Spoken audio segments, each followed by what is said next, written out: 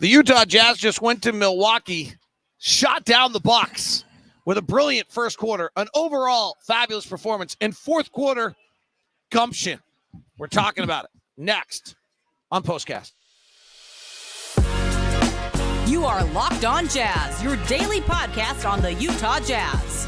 Part of the Locked On Podcast Network, your team every day. Utah Jazz headed east and won 2 of 3, surprisingly. David Locke along with Ron Boone. This is POSTCAST as the Utah Jazz beat the Milwaukee Bucks 132-116. If you missed the ball game, the Jazz came out in the first quarter. They hit 11 threes to open the night in the first quarter. They led 41-23. Then they led 77-46 at the half. They led by 31. For a while, it felt like they might be just the third team in the history of the NBA, and 318 times that a team led by 30 at the half, they're going to drop it. They were down to 10 in the fourth quarter. It got to single digits, and then the Jazz clutched up late with a bunch of big plays, and they won it by the final score of 132-116 going away. Ron Boone, at halftime, I asked Lamar Skeeter what impressed him the most, so I will ask you the same question. What impressed you the most? Well, it kind of reminded me, and I'll tell you what it impressed me the most about, it kind of reminded me of the Boston Celtics, what they did to the Jazz in their first half in Boston, where executing very well, and they were making shots, and every shot was going in. Everyone was chipping in. The morale of the team just picked up, and everyone was excited until, obviously you think a great team like the Milwaukee Bucks are going to come back, and they did just that. But what was more impressive, I think, was watching the game plan this morning and then watching it work in that first half. Let's dig into that. What did Scott Morrison, Jazz assistant coach, was in charge of the game plan today? What did they do so well executing the game plan? First of all, they wanted to take the ball out of Giannis's hands, make him see as many bodies as possible. So what they were doing was they would make Giannis see what I call a little fence, 3 guys. And Giannis, and they would take the ball out of his hands. Giannis would give it up. They would rotate out of it. If they gave it back to Giannis, and they would bring another guy from the weak side, to keep Giannis from getting to the basket. Very few points at the basket for Giannis in that first half because of that. Giannis turned into a passer. They were missing shots, and the Jazz were making theirs. And so the game plan, obviously, whenever any team plays the Milwaukee Bucks, is to take the ball out of Giannis's hands and try to make someone else beat him. The energy and juice the Jazz started the night with were really, really awesome. Yeah, once things start to fall into place, you start making shots, and the defense is working. Everyone seems to get excited. Colin Sexton, all of a sudden, he felt like he could not miss. And, well, for the most part, he couldn't. He ended up in that first half with 13 points, but he had 3 3-point shots there in that first quarter. Colin hit 3 in a row, then Keontae hit 3 in a row. The Jazz hit 11 of 17 from 3 in the first quarter. They hit 16 of 30 in the first half. The Jazz came into the game last in the NBA in above the break 3-point shooting, and they were 13 of 23 in the first half. So this was an out of norm shooting night by the Utah Jazz. There's no question they happened. You can go on both sides of them. We got one against Cleveland where they went the other way. So you take that, but then the game gets down to single digits, and Bobby Portis has got the crowd rocking, and the Bucks outscore the Jazz 44-23 in the third quarter.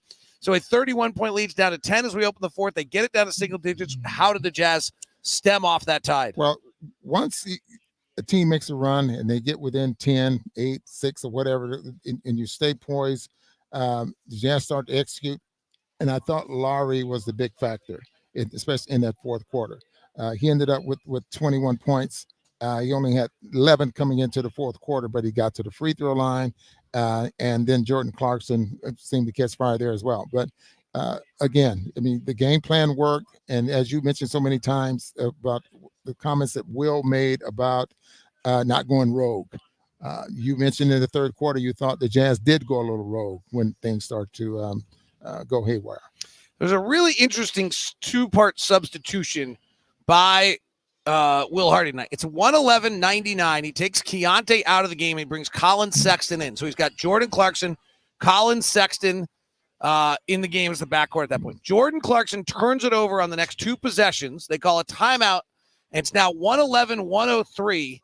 And Chris Dunn comes in for Jordan Clarkson with 6:52 left. And the Jazz promptly kind of stretch the game out. They score on 2 straight possessions. Dunn assists one of them. Sexton assists the other. Then Chris Dunn had a really nasty move inside. Fontecchio hit the big 3 on a Colin Sexton assist, actually, late. But they went to Chris. I got asked before the game, like, why is Chris by the Milwaukee play-by-play? What is Chris Dunn bring? What's he doing? And I said he just calms us. He just calms us and gets it in order. He did that. He also did a really fabulous job in executing the game plan and bothering Giannis as the help defender coming off his man. Yeah, you're looking at a guy he's only 6'4", but he has pretty long arms, and I think he plays a lot bigger, than 6'4". You notice that when his shots, when he gets into the paint, doesn't matter who's there, he can get that little push, little hook shot or whatever he likes to shoot there in the paint. But he questioned this morning at shoot around and was directing this morning at shoot around at what Scott Morris was trying to relay to the players. So he understood exactly what Scott Morris wanted, and that probably helped him a lot here tonight. The Jazz pulled this one off late. Lowry made the big plays. Lowry finishes with 21 points and 14. Chris Dunn had 13 assists in just 24 minutes. But let's go back to Scott Morrison and the comment that he made about we wanted Giannis to feel like he had 2 or 3 guys guarding him at all times. This is why Damian Lillard's so valuable to them, and they didn't have Lillard because you probably can't do the same thing. You can't leave Malik Beasley, you can't leave Damian Lillard. Well, now all of a sudden, who are you leaving if Lillard's healthy? So it certainly changes the game that Dame didn't play tonight. That certainly is a large part of it. Now, give the Jazz credit; they still executed exactly what they did, what they had to do, but.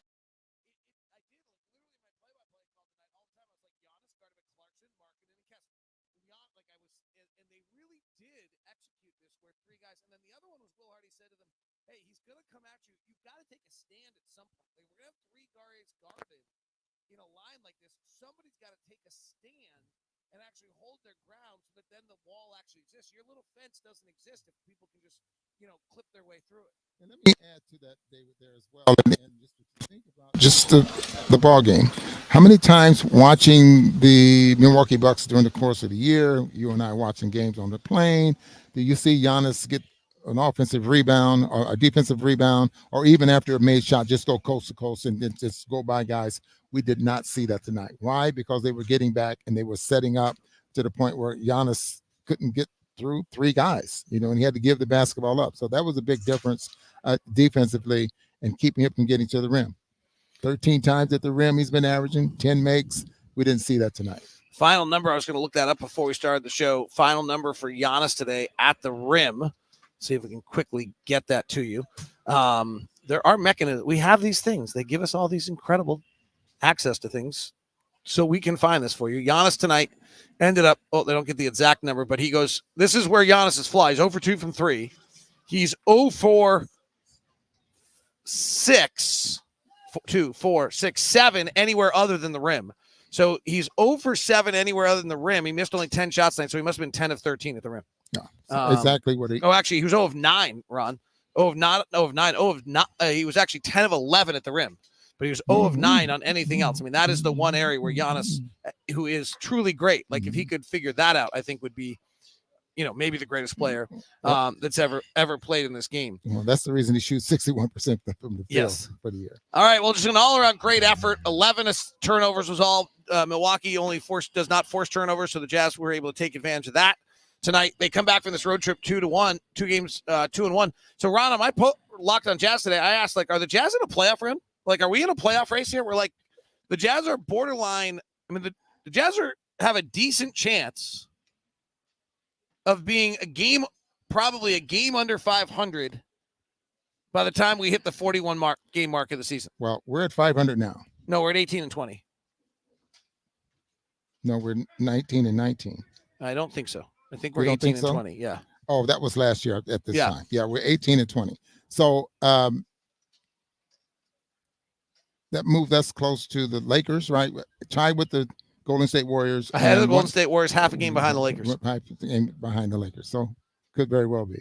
I mean, suddenly, behind the Warriors, by the way, is only for 11th, not for 10th. Yeah. But it is interesting that we move ahead of the Warriors and move into this. John Morant out for the season with the Memphis Grizzlies, so you probably can take them out of the list. So there are 12 teams competing for 10 spots is the way it kind of feels like right now if the Jazz are actually in that mix of all of it. Really an impressive performance all the way around. The 11 threes in the first quarter, the highlight, the closing it out in the fourth quarter.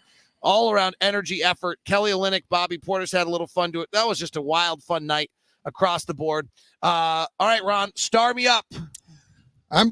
Normally, this is kind of difficult tonight, I think, because of the way the game was played in that first half, of the contribution we had from so many different people. But I'm going to go fourth quarter tonight. I'm going to go to Laurie, who was able to help hold off the Bucks. And I'm going to go with Chris Dunn. I thought Chris Dunn's stability, his leadership out there on the floor, 13 assists. I just think, as far as holding off the Bucks and winning the basketball game, those were the key plays. I agree with you, and the only thing I would add on to it is I thought I agree with you. I'm 100% in. The only thing I would say is I thought Colin Sexton's opening stanza was really, really important. Yeah, and that's what I meant. That's what I said, but it's awfully hard. All right, that is Locked On Jazz today. I'll try to get the audio version up. There's a chance this is going to be the only version because our bus leaves in 14 minutes. See you guys.